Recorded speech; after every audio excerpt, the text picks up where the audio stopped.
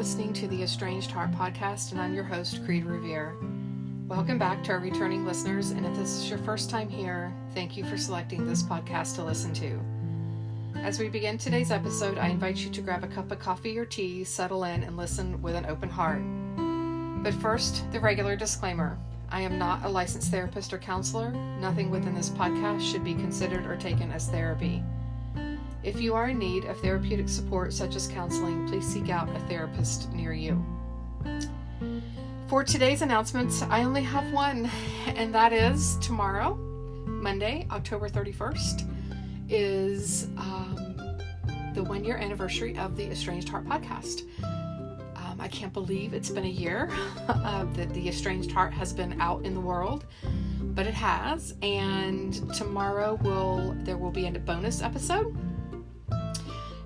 where I will talk about all the insights and changes and growth and all of the what-haves and wherefores that have happened over the last year.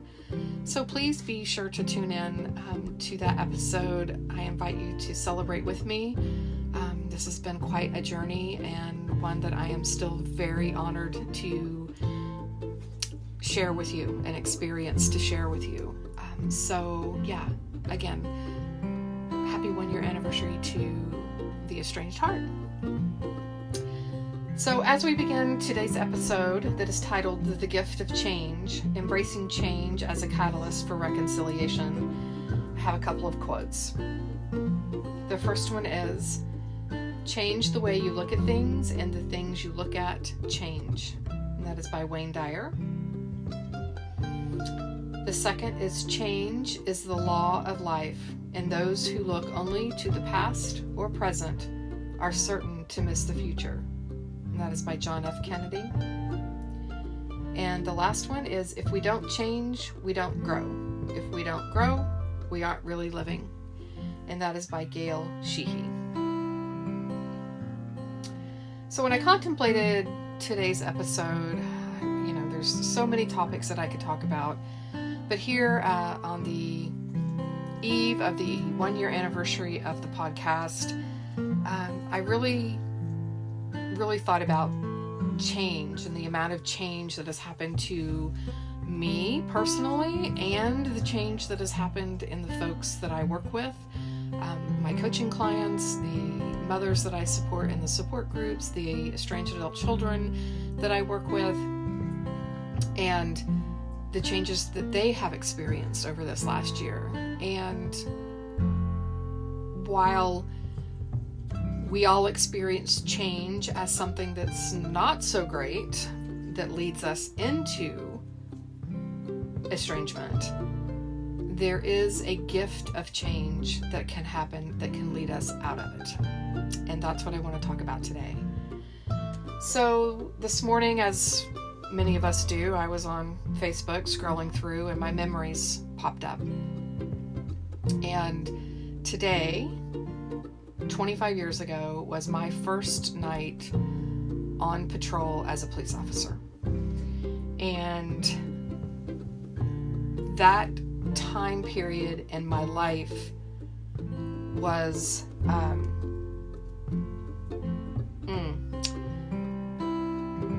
a time when I enjoyed life. I thought I had the world by the tail, and I was challenged in ways I had never been challenged before, and saddened in ways I had never been saddened before, and had to face some really difficult realities. And in the end, I spent over a decade in public safety, working in some capacity in the public safety field, and it took a lot of change for me to be the person I am today, having experienced that occupation.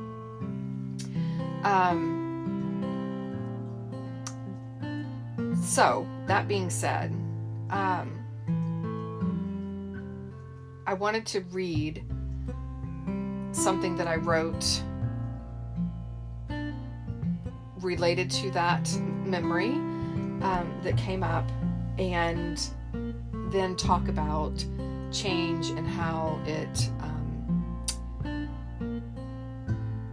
can help us, even though it's something that most of us fear.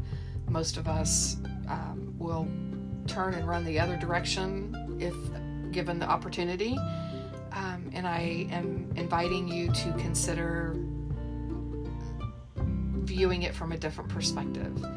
Again, putting on that hat of curiosity and thinking about what life could look like if we thought about it a little differently. So what I wrote regarding this memory on Facebook regarding my career in law enforcement, I wrote, "I'll never forget that to everything there is a purpose. Perhaps my purpose in uniform was to learn and then share the lessons of the dangers of placing those with power on pedestals, be it the thin blue line, the brotherhood known as parenthood, or the presidency. While I accomplished several personal achievements during that time in my life, I've achieved far greater things by recognizing the inherent illness that permeates such a career and hence changed course." So again, for me and my take on the law enforcement career is it was extremely toxic for me. I was all hyped up on power and control, and it was unbelievably toxic, and I couldn't see it.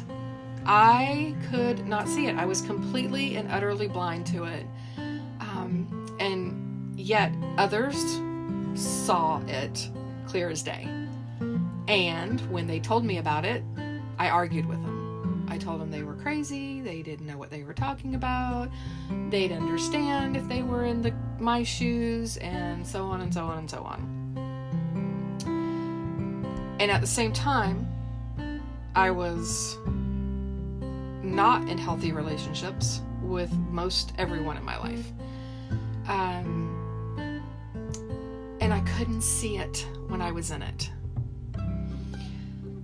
So I was given an ultimatum by my partner to either leave law enforcement or the relationship was over. And so I chose to leave law enforcement. And it took me a number of years to realize the toxicity that I was in, the toxicity of my beliefs and my judgments and my preconceived notions that I had about everybody in the world, because I had worn the uniform and looked at the world through that lens. Now, how does that relate to estrangement? Well, when we are forced into change, as we are with estrangement, we are not able to see perhaps what our children are telling us, that things need to change and why they need to change, and generally the finger's pointed at us, and it really hurts when it is, it seems to be a personal attack, right? And that's how most of us take it, as a personal attack. And so when you're in that, it's really difficult to find value in changing, because our natural defenses come up. We want to defend, we want to argue and state that the other person is wrong and we are right, and they don't know what they're talking about, and we've never done such a thing. And all of that are our defenses coming up in an effort to help us to handle our fears, right? Because we have fears that come up through estrangement. Those fears of, what's going to happen, what has happened, how did we get here, how in the world are we ever going to fix this and change this, those kinds of things. And so when we are deep in it, what I call deep in it, as I was deep in law enforcement, I I believed what I saw through that lens. 25 years later, I can tell you that when I was in that, I was clueless as to how toxic I was, how judgmental I was, how power hungry I was. When I was in it, I was making excuses. I'm wearing the badge, I've trained, I've gone through training to be able to do this, I know more than you do, so on and so forth. And I think that we as parents kind of have the same attitude, right? I'm the parent, I'm older, I know what I'm doing, you don't, you need to listen to me, those kinds of things. And again, it's really, when you're in it, you can't see it. And so our kids come along and they say, this isn't working for me any longer. And then that forces us into a change. And I don't know about you, but I tend to handle change better when it's my idea and something I want to do, as opposed to having it imposed upon me, right? So that's kind of where our kids are at, right? Our kids are like, I'm taking control of my life and I am going to impose this on this other person. So it's my choice. And so they tend to have an quote unquote easier time. And when I say that, that does not mean that they don't suffer and they don't cry and they don't have sadness and regrets and pains. They do. They have all of those things that we have. It's just in a different form. But it's a change that they have implemented. So we as parents feel like the rug has been pulled out from under us. We don't have a clue what's happened, and we are being forced to change in order to come back into reconciliation with our kids. And therefore we get our hackles up, and we're not willing to do that, and how dare they, and so on and so forth. And in reality, there's, what is that saying? There's two constants in the world, and that's change and taxes, right? The world at large changes. Look at our seasons. We're in autumn now. The trees are losing their leaves. The trees are changing colors. Things are dying. Things change. Nothing remains static. We change. We grow older every year, right? We may change homes and locations and jobs and careers and friends and what's our favorite shopping mall? I mean, life changes. So for us to think that the relationship with our children should not change is, to me, kind of ludicrous. I mean, of course it's going to change. And how can we look at that change, welcome it, and then see it as a gift?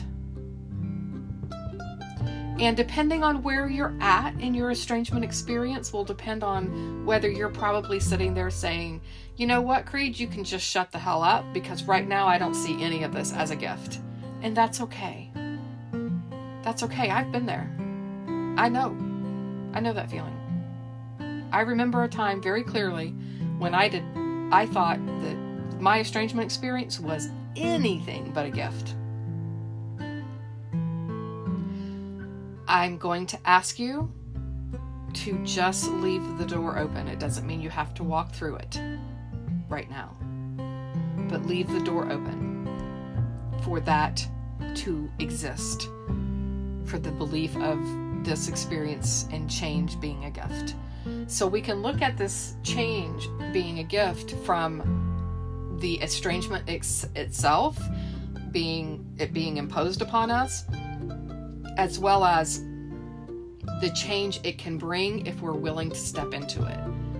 And then that is the path and the catalyst for reconciliation.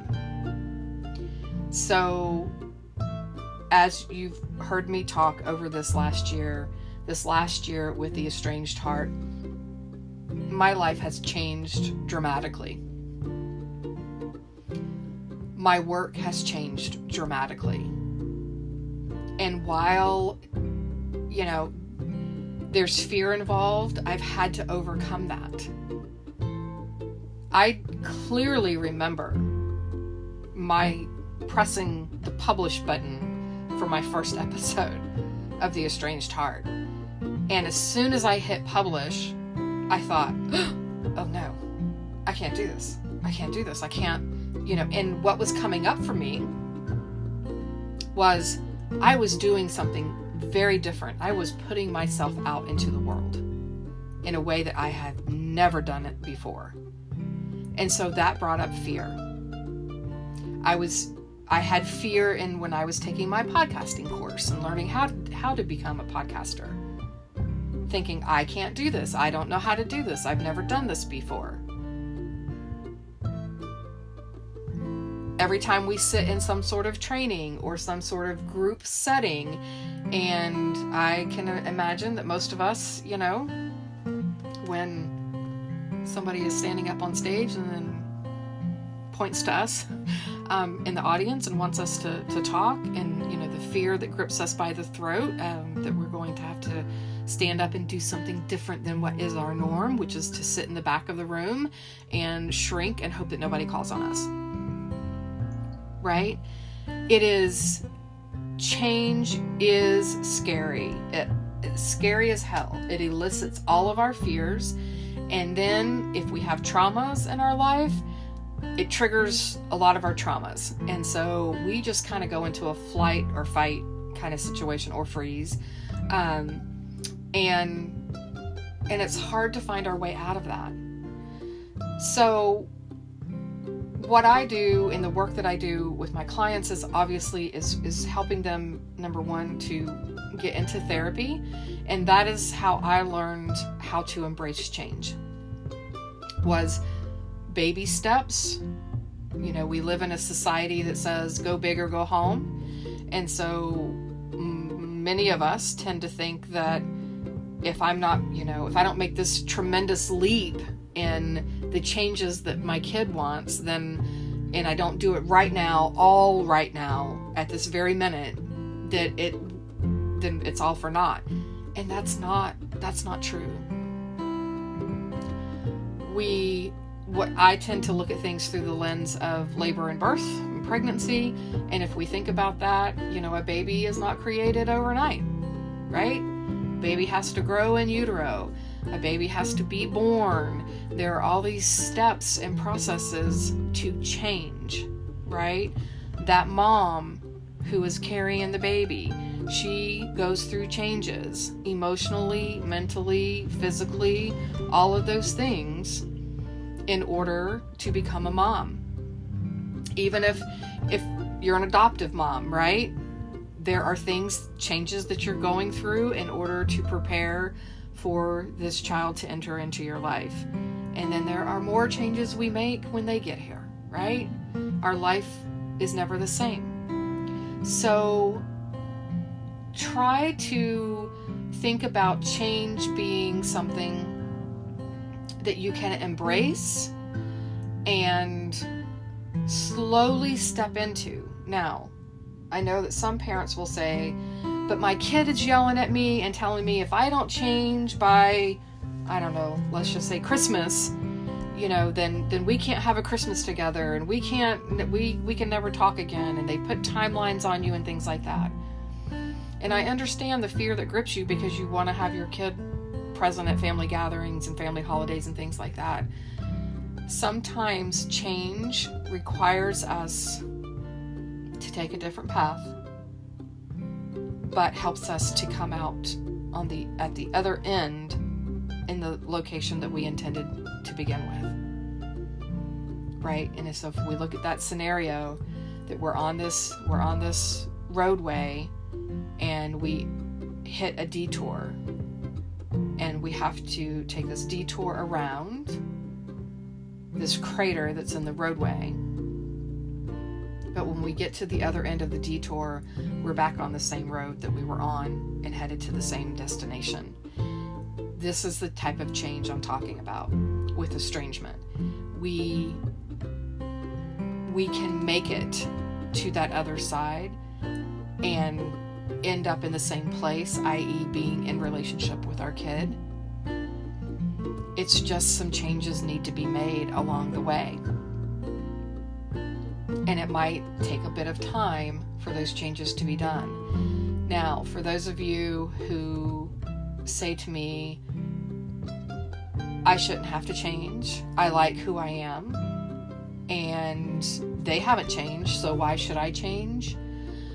I would invite you to get curious about that and get curious about your resistance to that change. And again, change is scary. It brings up all the fears and things like that. And so, but I'd invite you to dig a little deeper. Like, where is that fear coming from?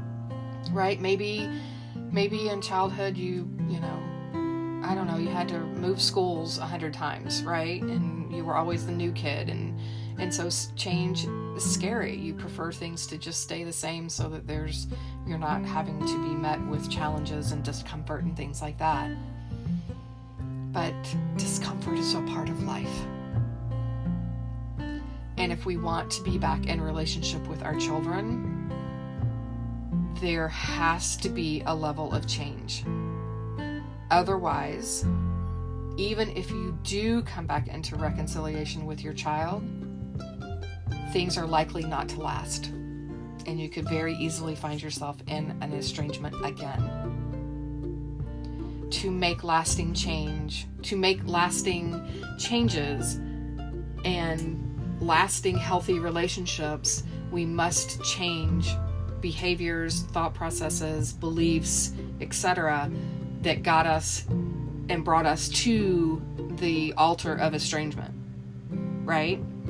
We have to change that in order to be able to have the opposite of what we had that got us to estrangement. And so that, for many people, can be done through therapy. That's what happened for me. And as a reminder, my adult children have not been to therapy, to my knowledge, regarding the estrangement. I was the one who changed. And I changed significantly. And I will tell you, in the beginning, when I first entered into my estrangement experience, I was not thinking I was going to be changing anything. I mean, I fought it. I pushed back against it, and I was like, called them selfish and all the things, right? And saying if anybody was going to change, by God, it was going to be them, because they're the ones who decided they wanted this, and there was nothing for me to change. And now that I'm on the other side, again, not in it, where it's so difficult to see things when we're in it, now on the other side of it, I'm like, oh my God, I had everything to change and nothing to stay the same if I wanted to be in healthy relationship and dialogue with my kids. I had to change everything. Absolutely everything. And that's what has happened. And I think my kids would say the same thing. They've told me they've seen the changes that I've made. So I had to step into my fear. I had to step into the unknown. And I had to begin to explore.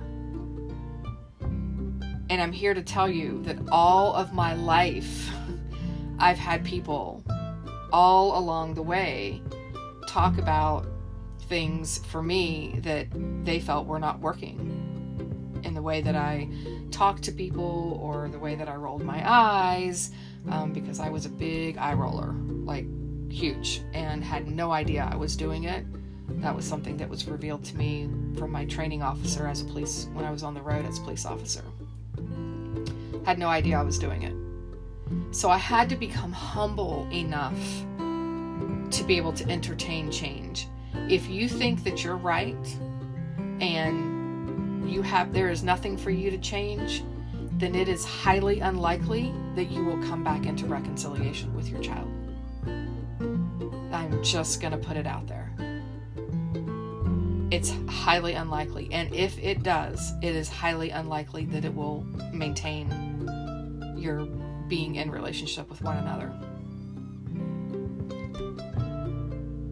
For significant change to happen, you have to get to the root of the problem. And for me, the root of the problem was not my kids. The root of the problem was me. And my childhood stuff, and my baggage, and all of my things that were ugly to look at, were painful to look at, all of that. But I had to, in order to make the changes that were needed for my children to feel safe enough and to trust me emotionally and have a relationship with me. So,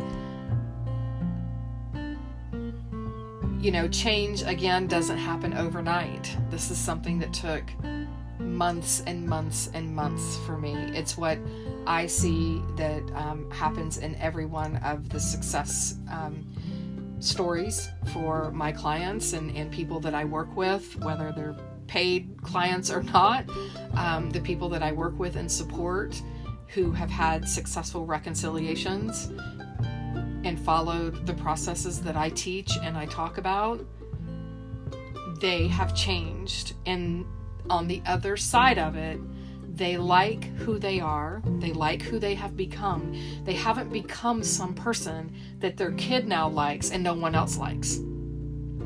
That's not the type of change I'm talking about, right? I'm talking about a deep internal change.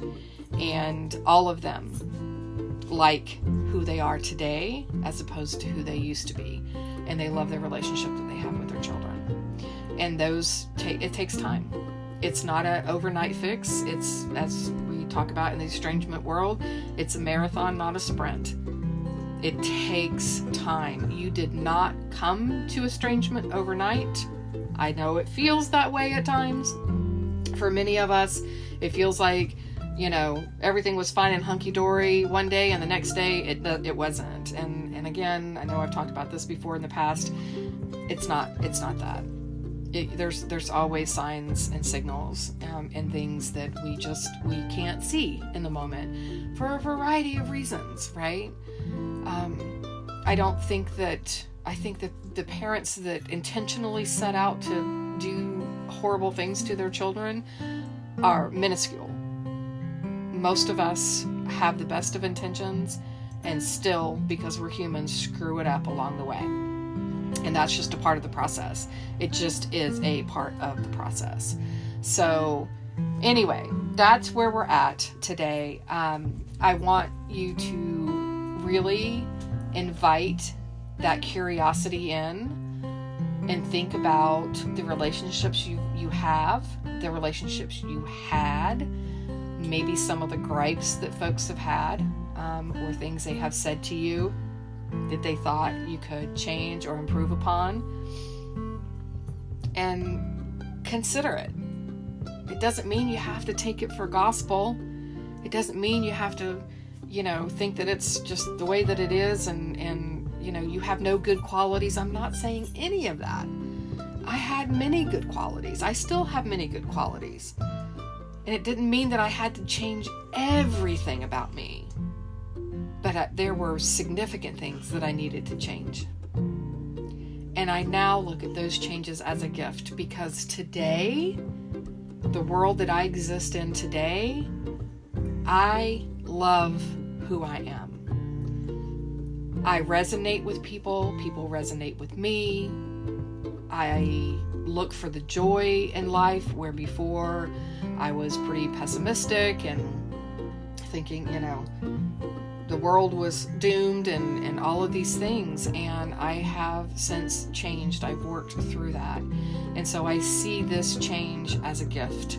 So when I say that my estrangement experience was a gift that my children gave me, they gave me that experience i.e. gift, so that I could have a better, healthier relationship with them and a better, healthier relationship with myself and in turn the world.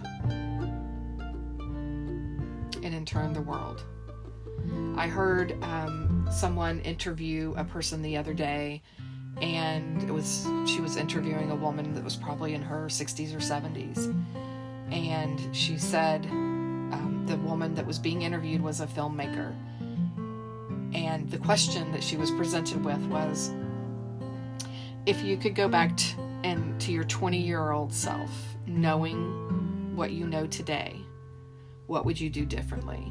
And she simply looked at the cameraman and said, or camera person, and said, change the world. And I thought, how wonderful is that?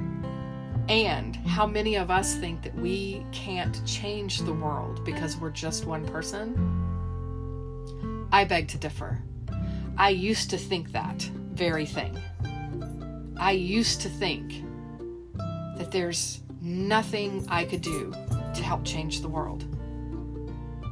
And I know today, by changing myself, it has a ripple out effect for every relationship I have today, personal and professional. Friends, acquaintances, people, the grocery store clerk, like everyone. You can change the world through the gift of change. You just have to open your heart and your mind and be willing to take one step at a time. Just one. I'm not asking you to jump leaps and bounds right now. Just take one baby step. This brings this episode to a close. I hope that this time together was time you feel well spent and that you are able to find some takeaway nuggets to help you on your journey, wherever you may be on your estrangement and reconciliation path. If you feel you've received something helpful or positive from this podcast, please consider following us, sharing this podcast with others, or leaving a positive review. You can also follow us on social media on Instagram, Facebook, and TikTok under the same name, The Estranged Heart. And lastly, if you are an estranged parent or an estranged adult child and would like to have your story shared on the podcast, anonymously or not, please reach out via email to theestrangedheart@gmail.com. Until next time.